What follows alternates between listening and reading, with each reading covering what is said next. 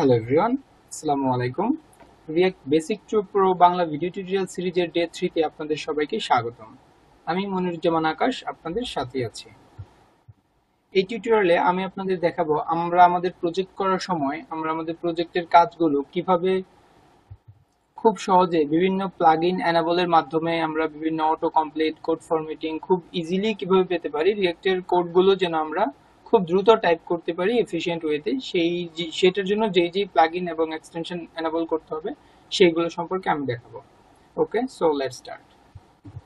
So আমরা অবশ্যই visual studio code install করব। ভিজুয়াল স্টুডিও কোড ইনস্টল করার জন্য আমরা code.visualstudio.com এটাতে যে এখান থেকে আমরা ভিজুয়াল স্টুডিওটি ইনস্টল করব। এটা আমরা প্রিভিয়াস এতে দেখেছিলাম, আমরা ভিজুয়াল স্টুডিও দিয়ে কাজ করব। এখানে আমরা ডাউনলোড ফর উইন্ডোজ, আমি উইন্ডোজের, আপনারা উইন্ডোজের যে ভার্সন আছে সেই ভার্সনটা ডাউনলোড করে নিতে পারেন। যারা ম্যাক ইউজ করতেছেন তারা ম্যাকের ভার্সন এখান থেকে ডাউনলোড করে নেবেন। ওকে, সো ডাউনলোড করে নেওয়ার পর আপনি যদি আপনার ভিএস কোডটি ওপেন করেন, একদম খালি একটি উইন্ডো পাবেন। লাইক আমার এরকম একটা খালি, এরকম নিউ উইন্ডো দেওয়ার পর এরকম একটা খালি, ফুললি খালি একটা উইন্ডো পাবেন, একটা স্টার্টআপ ওয়েলকাম পেজটা সহ। সো আমরা এটা কেটে দিচ্ছি। সো দেন হচ্ছে আমরা আমাদের এইখানে আমাদের প্রজেক্টটা জাস্ট ড্রাগ এন্ড ড্রপ করে এখানে ফেলে দেব, অথবা আমরা এখানে ফাইল থেকে ওপেন ফোল্ডার করেও আমরা আমাদের প্রজেক্টটা ওপেন করতে পারি। আমরা আমাদের প্রজেক্টে ছিল এসটিডক্স এর React course then my app, এটা। সো আমরা এটা সিলেক্ট ফোল্ডার দিলে আমরা এখানে দেখবো সাইড বারে প্রজেক্ট ওপেন হয়ে যাচ্ছে। এটা হচ্ছে একটা ওয়ে।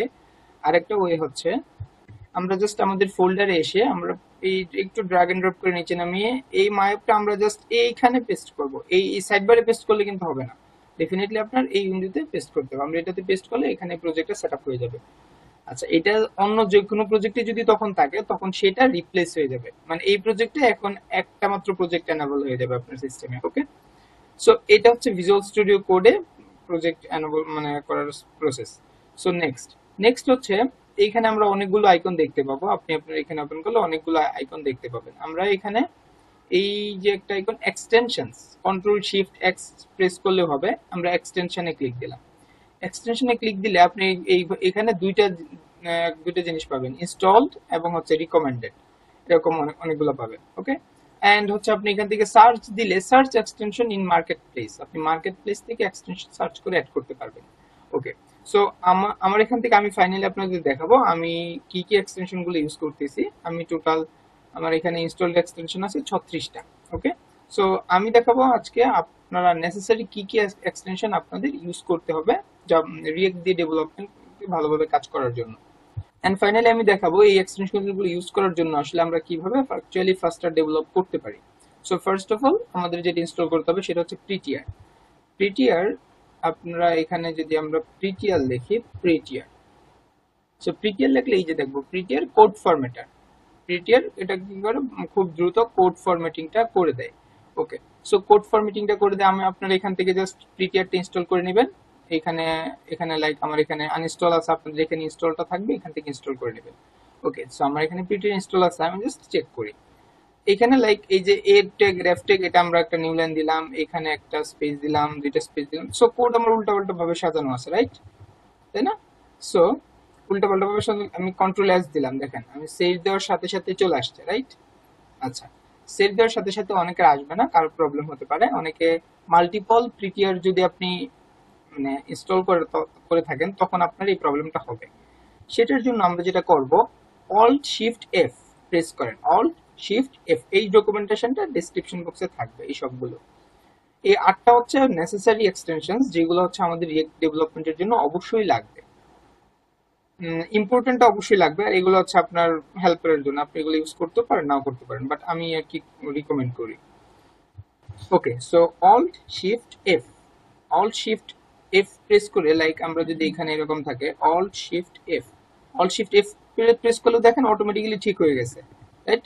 আপনার সেভ দেওয়া লাগবে না। লাইক আমরা এখানে কোনো কিছু উল্টাপাল্টা করলে আমরা যদি সেভ দেই দেন ঠিক হয়, বাট আপনি যদি এখানে উল্টাপাল্টা করে এটা করে অল্ট শিফট এফ এটা প্রেস করেন অটোমেটিক্যালি ঠিক হয়ে যাবে। আচ্ছা, এখন অনেকের এখানে কি হবে, সেভ করার সাথে সাথে এটার রিপ্লেস মানে এটা হবে না। এটার জন্য আমাদের একটু এনাবল করতে হবে, সেটা হচ্ছে আমরা ফাইল থেকে প্রিফারেন্সে যাব,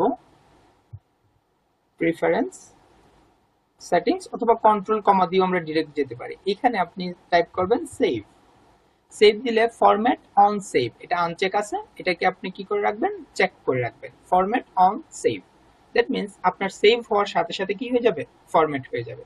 সো আমার ক্ষেত্রে কিন্তু তাই হচ্ছে, আমি কন্ট্রোল সেভ দেওয়ার সাথে সাথে দেখেন এটা অটো ফরম্যাট হয়ে যাচ্ছে। ডেফিনেটলি এটা অবশ্যই দরকার, কারণ আপনি কোড উল্টাপাল্টা করে কোড করে রাখলে আপনার এই কোড দেখে যে কারো রাগ উঠবে এন্ড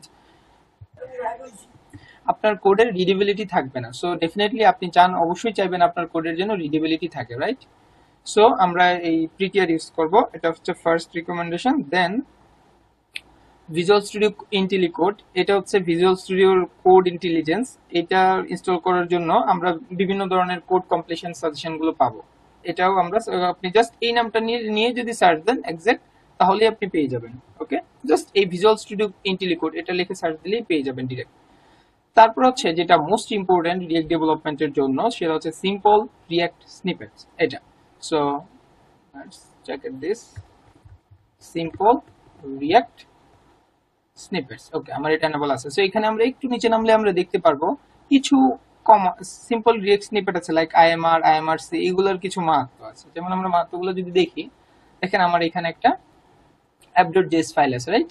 সো আমি কি করলাম, আমি একটা জাস্ট নিউ ফাইল করতেছি, welcome.js, রাইট? welcome.js, এটার আমি একটা কম্পোনেন্ট বিল্ড করব। সেটার জন্য আমি প্রথম আইএমআর দিলাম, tab, enter. Okay, input direct হয়ে গেল। তারপর আমি স্টেটলেস ফাংশনাল কম্পোনেন্ট করব, এসএফসি দিলাম, welcome, then tab, then tab, then tab,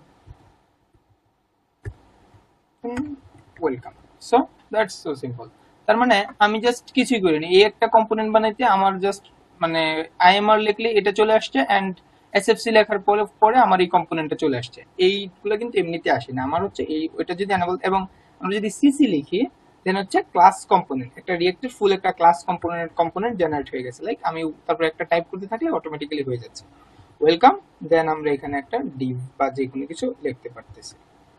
that's it. So এটা সো সিম্পল, ঠিক আছে? এটা হচ্ছে রিয়াক্ট সিম্পল স্নিপেটস। এটা ইনস্টল করার পরে আমরা এই ফিচারগুলো পাবো। আমি সবসময় নেক্সট টাইম আমরা যখন প্রজেক্ট করব, আমি এই কমান্ডগুলো দিয়ে কোড করব, আমি কখনোই এগুলা ম্যানুয়ালি টাইপ করে করব না। এবং ইভেন আমরা অন্য পেজ থেকেও কপি করে আনবো না, এগুলো আমরা এই স্নিপেটের কোডগুলো ইউজ করব। সো এই সবগুলো আপনারা এখান থেকে দেখে নিতে পারেন আমরা কোন কোন স্নিপেট গুলো এখান থেকে পাবো। লাইক এই যে এই সবগুলো স্নিপেট আমরা এখান থেকে পাবো, কম্পোনেন্ট ডিড মাউন্ট, সিডিএম, তারপরে এই যে যা যা আছে, সেট স্টেট, রেন্ডার ড্রপ, হক, এরর কম্পোনেন্ট, এই সবগুলো আমরা এখান থেকে পাবো। আপনারা এখান থেকে ডকুমেন্টেশনটা দেখে নিতে পারেন। ওকে, সো নেক্সট হচ্ছে আমাদের রিয়েক্টের React Redux GraphQL React Native. এটার জন্য একটা প্যাকেজ আছে, ES6 ES7 এইগুলো সাপোর্ট করে আর কি। এগুলো সিনট্যাক্স গুলো খুব দ্রুত, খুব ভালোভাবে কাজ করে। সেই সাজেশন গুলো আমরা পাবো। তারপর বেবল ইউজ করবো, and auto renaming tag. Auto renaming ট্যাগটা কিরকম? অটো রিনেমিং ট্যাগটা হচ্ছে লাইক আমি একটা ট্যাগ লিখতেছি পি ওয়েলকাম, আর এখানে আমি পিটা চেঞ্জ করে দিচ্ছি H2। দেখছেন আমি এখানে H2 চেঞ্জ করছি, এটা কিন্তু অটোমেটিক্যালি চেঞ্জ হয়েছে, বাই ডিফল্ট কিন্তু এটা হয় না।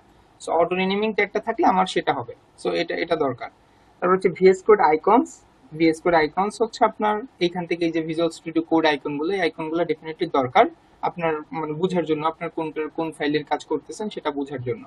ওকে, সো নেক্সট হচ্ছে গিটলেন্স যারা গিট ইউজ করবেন তাদের জন্য আপনি কোনো একটা কমিট করে রাখলে, লাইক আমাদের এখানে দেখেন এমডি মনিরুজ্জামান আকাশ 14 আওয়ার্স এগো, 14 ঘন্টা আগে আমি কমিটটা করেছিলাম। সো আমি এটা দেখতে পাচ্ছি। সো আপনারা এখান থেকে প্রত্যেকটা কমিটের প্রত্যেকটা লাইন টু লাইন দেখতে পারবেন। এটা যারা গিট কমিট ম্যানেজ করবেন তাদের জন্য হেল্পফুল। সো এই পর্যন্তই আমাদের কোড এডিটর সেটআপ। এতটুকু থাকলে আমরা ইনশাল্লাহ খুব দ্রুত আমরা রিয়েক্টের আমরা ডেভেলপমেন্ট স্টার্ট করতে পারবো। ওকে, সো আমার নেক্সট টিউটোরিয়ালের জন্য অপেক্ষা করুন। নেক্সট হচ্ছে আমরা ES6 এর বেসিকটা দেখাবো, ES6 এর যে কনসেপ্টগুলো আছে সেগুলো দেখাবো। আর আপনারা হচ্ছে আমার devcmd.com এই ব্লগের রিয়েক্ট জেএস এর যেই টিউটোরিয়াল সেন্টার রিয়েক্ট জেএস আছে, এখান থেকে আপনারা যদি দেখেন যে আমরা ফুল কোর্সে কি কি রেখেছি সেটা আমি এখানে দেখেছি। যেমন জাভাস্ক্রিপ্ট নেসেসারি বেসিক্স আমাদের ES6 এগুলো আছে। তারপর রিয়েক্টের ফুল আমাদের কোর্সের ক্ষেত্রে কি কি আছে, ডে 20 তে আমরা একটা 2D অ্যাপ্লিকেশন শিখব, এই সবগুলো আপনারা এখান থেকে দেখতে পারবেন আমাদের কোর্সে কি কি আছে। সো আপনার যদি কোনো সাজেশন থাকে আপনি ডেফিনেটলি কমেন্ট বক্সে সাজেশন দিবেন এবং অবশ্যই সাবস্ক্রাইব করবেন। So wait for my next tutorial. Allah Hafiz.